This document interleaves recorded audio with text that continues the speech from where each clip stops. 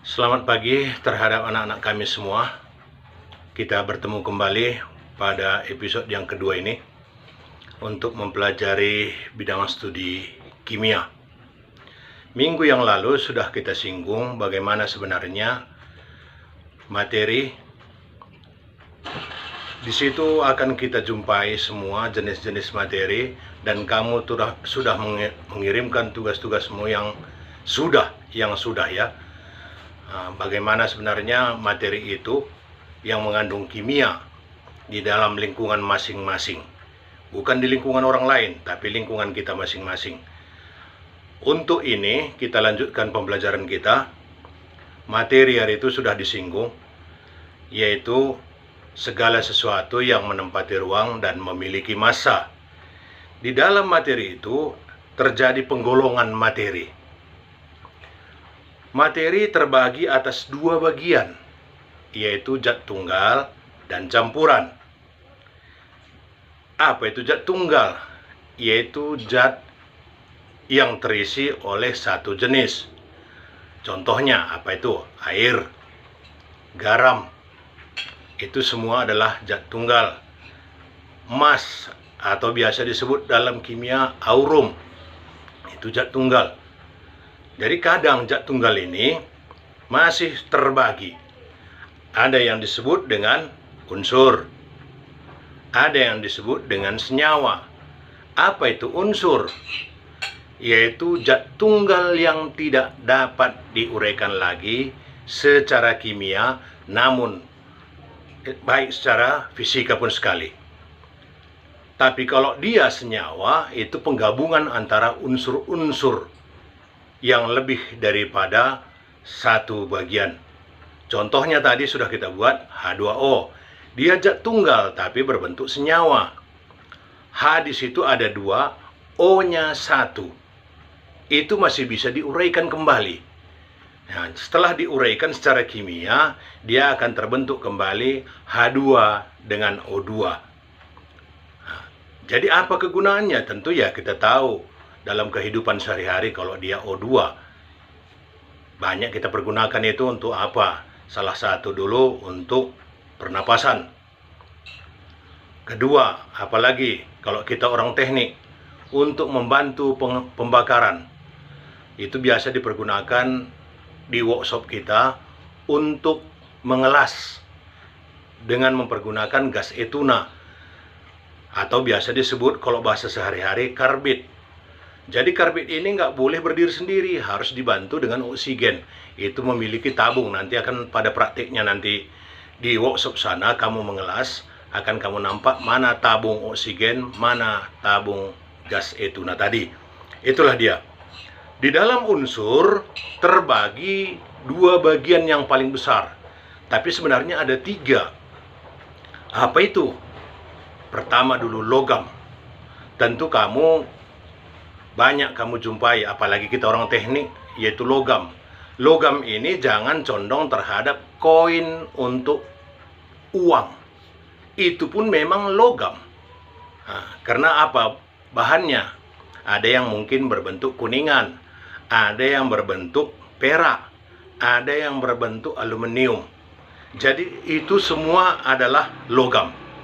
Logam ini memiliki ciri khas, termasuk salah satu apa?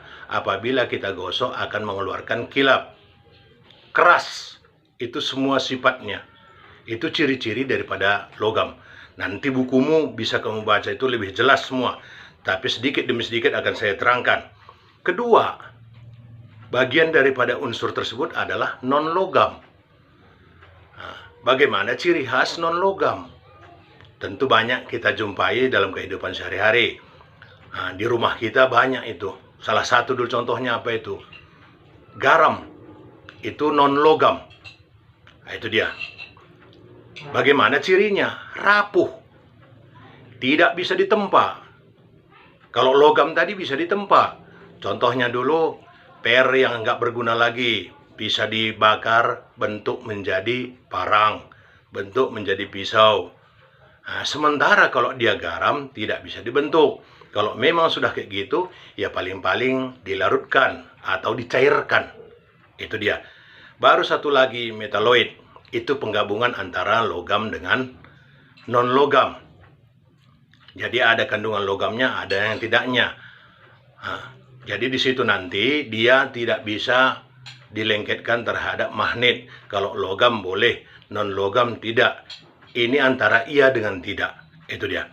Oke, seterusnya bagian kedua tadi adalah campuran. Campuran terbagi atas dua bagian. Campuran pertama yaitu homogen. Homogen ini sering juga disebut dengan larutan.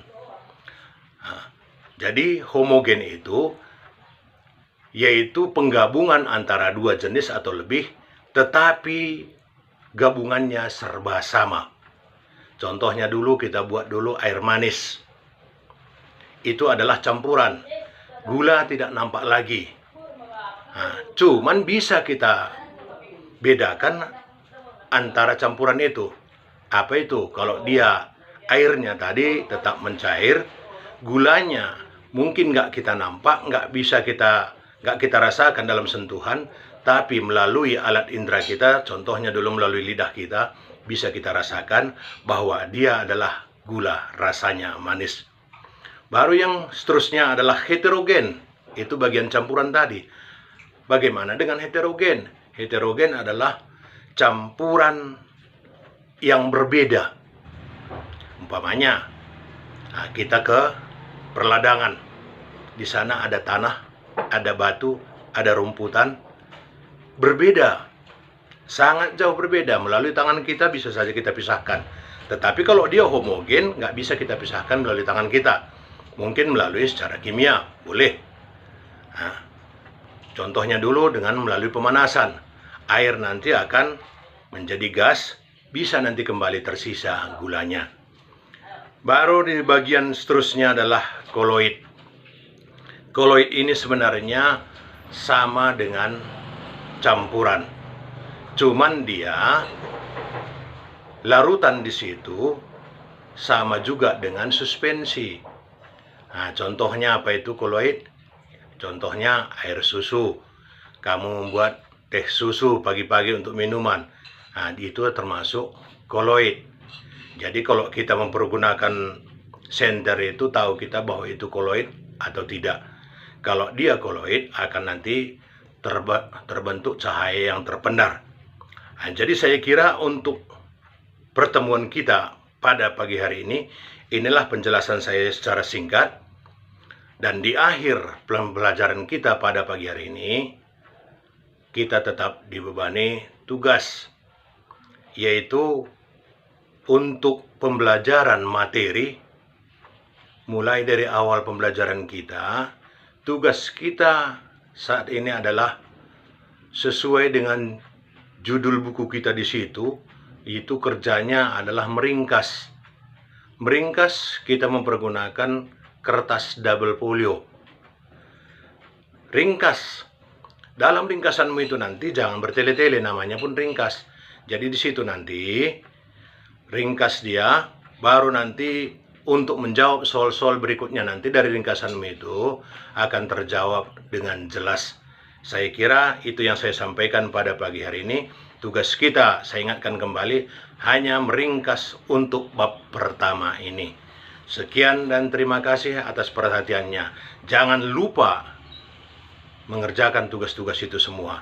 Terima kasih.